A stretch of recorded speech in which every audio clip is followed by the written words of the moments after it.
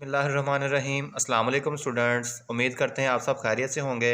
आज फिर हाजिर है एक नई वीडियो के साथ 10th class biology scheme 2023। Students, आज का lecture exam point of view से बहुत अहम है, इसलिए आपने शुरू से लेकर एंड तक वीडियो को लाजमी देखना है।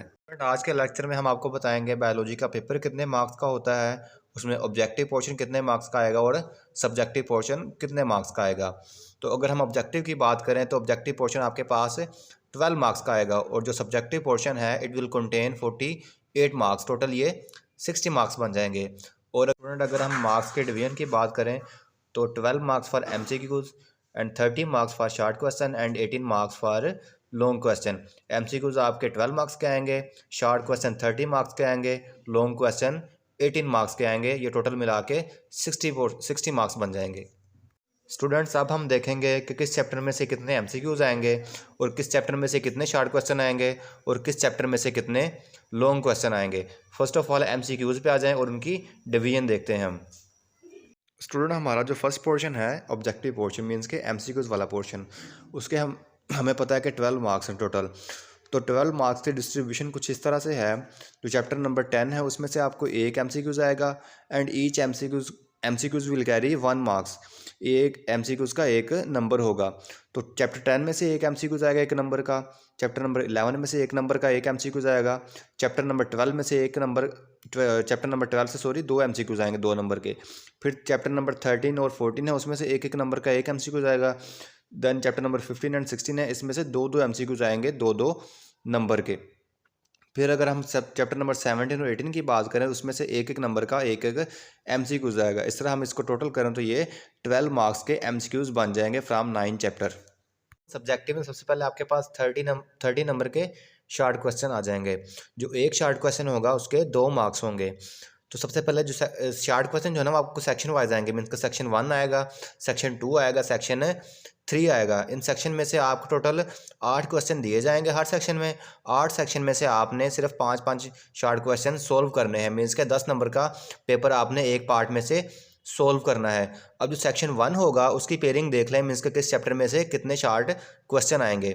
जो चैप्टर नंबर 10 है उसमें से आपको 3 शॉर्ट क्वेश्चन आएंगे, चैप्टर नंबर 11 में से 2 शॉर्ट क्वेश्चन आएंगे और जो चैप्टर नंबर 12 है उसमें से आपको 3 शॉर्ट क्वेश्चन आएंगे और आपने जो है सिर्फ 5 क्वेश्चन अटैम्प्ट करने हैं। इसी तरह हम अगर सेक्शन 2 की बात करें, सेक्शन 2 की जो पेयरिंग है वो चैप्टर नंबर 13, 14 और 15 से बनेगी।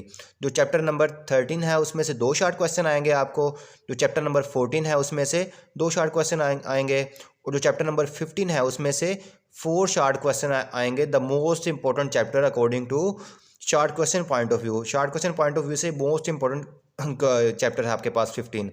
आगे हम सेक्शन 3 की बात करें तो वो भी ऐसे ही है। चैप्टर नंबर 16, 17 और 18 में से आपको शॉर्ट क्वेश्चन आएंगे। चैप्टर नंबर 16 में से 4 शॉर्ट क्वेश्चन आएंगे, चैप्टर नंबर 17 में से 2 शॉर्ट क्वेश्चन आएंगे और जो चैप्टर नंबर 18 है उसमें से आपको 2 शॉर्ट क्वेश्चन आएंगे। अब आप अगर इस पर गौर करें दो जो है ना मोस्ट इंपॉर्टेंट, तो देखें चैप्टर नंबर 10 है और जो 12 है और जो चैप्टर नंबर 15 और 16 है ये मोस्ट इंपॉर्टेंट है according to short question point of view से। इसको आप स्किप नहीं कर सकते क्योंकि देखें चैप्टर नंबर 10 है उसमें से भी 3 शॉर्ट क्वेश्चन है, चैप्टर नंबर 12 है उसमें से भी 3 शॉर्ट क्वेश्चन है। अगर हम 15 और 16 की बात करें, 15 में से भी 4 शॉर्ट क्वेश्चन है और जो 16 है उसमें से भी 4 शॉर्ट क्वेश्चन है। अगर हम ये स्कीम को हम फॉलो करें और हम चैप्टर नंबर 10 कर लें, 10 कर लें, 12 कर लें, 15 कर लें और 16 कर लें तो हमारा जो शॉर्ट क्वेश्चन वाला पोर्शन है वो 80% सोल्व हो जाता है। और बाकी जो रिमेनिंग 20% शॉर्ट क्वेश्चन वाला पोर्शन, इसके साथ हमने एक एक चैप्टर जो है वो एक्स्ट्रा करना है। ये जो 10 है इसके साथ आप 11 कर लें या फिर 12 कर लें। इधर जो 15 है 15 के साथ आपकी मर्ज़ी, आप 14 करते हैं या फिर 13 करते हैं। इस तरह 16 है, 16 के साथ आपकी मर्ज़ी, आप 17 करते हैं या फिर 18 करते हैं। आपने वो करना जो आपको ईजी लगे और सूटेबल हो आपके लिए। तो देखें ये बहुत बड़ी चॉइस होती है आपके पास कि आपको 8 शॉर्ट क्वेश्चन दिए जाते हैं और आपने उसमें से सिर्फ 5 सोल्व करने, 3 एक्स्ट्रा शॉर्ट क्वेश्चन दिए जाते हैं। तो आप इजीली जो है ना full by full marks gain कर सकते हैं। तो इस तरह हमारे जो है ना 5 क्वेश्चन इसमें से करेंगे, इस पोर्शन में से 5 इस पोर्शन में से और 5 इस पोर्शन में से। मीन्स कि आपने टोटल 15 शार्ट क्वेश्चन अटैम्प्ट किए। तो मैंने आपको शुरू में बताया था जो एक शार्ट क्वेश्चन है वो 2 नंबर का है। अगर आपने 15 शार्ट क्वेश्चन अटैम्प्ट कर लिए तो टोटल आपके पास कितने मार्क्स बन गए, 30 मार्क्स। इस तरह आपने जो है ना सब्जेक्टिव पोर्शन कितने का कर लिया, 30 मार्क्स का सब्जेक्टिव कर लिया, और 12 मार्क्स जो थे 12 मार्क्स आपने ऑब्जेक्टिव के किए। टोटल मार्क्स ये कितने बन गए आपके पास, 42 बन गए। पीछे आपके पास 18 मार्क्स बच गए। जो 18 मार्क्स हैं वो आपके लॉन्ग क्वेश्चन के लिए जो सेक्शन 2 होगा सब्जेक्टिव पार्ट का। स्टूडेंट जो लास्ट पोर्शन अपने पास बच गया ना वो है लॉन्ग क्वेश्चन का। तो लॉन्ग क्वेश्चन का मैं आपको बता दूं, जो एक लॉन्ग क्वेश्चन होगा वो 9 मार्क्स का होगा, 9 मार्क्स का होगा एक लॉन्ग क्वेश्चन। और जो 9 मार्क्स को 2 हिस्सों में डिवाइड किया गया है, मीन्स के पार्ट ए और पार्ट बी होंगे एक क्वेश्चन के। ठीक होगा, वो कैसे होंगे, जो 11 चैप्टर है 11 चैप्टर में से आपको 4 नंबर के लॉन्ग क्वेश्चन आएंगे, और 4 नंबर का लॉन्ग क्वेश्चन आएगा सॉरी एक। और जो 13 चैप्टर है उसमें से आपको 5 नंबर का एक लॉन्ग क्वेश्चन आएगा। टोटल ये 9 मार्क्स बन जाएंगे। इसी तरह हम सेकंड क्वेश्चन की बात करें लॉन्ग क्वेश्चन की, तो आपको चैप्टर 12 में से 4 मार्क्स का लॉन्ग क्वेश्चन आएगा। और जो चैप्टर नंबर 14 है उसमें से आपको 5 मार्क्स का लॉन्ग क्वेश्चन आएगा। इस तरह 12 और 14 की पेयरिंग बन जाएगी।